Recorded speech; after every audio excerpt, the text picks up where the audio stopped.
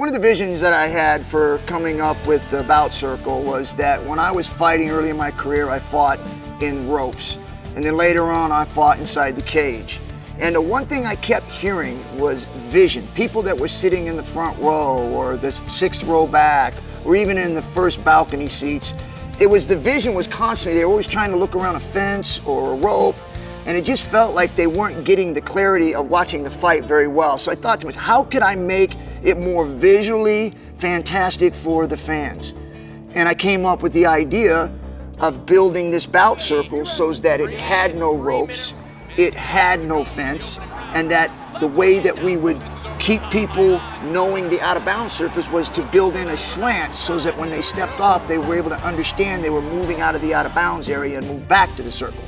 The funny thing that happened when we had our first event, which wasn't something that I visualized until after the first fight, was that not only was it visually friendly for the fans sitting in the front row or even on the floor, was that it made the fight so much more exciting.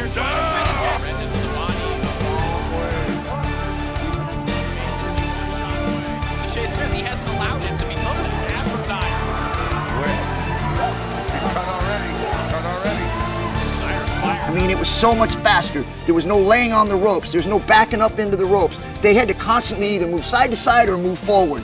So, yeah, that was a nice surprise.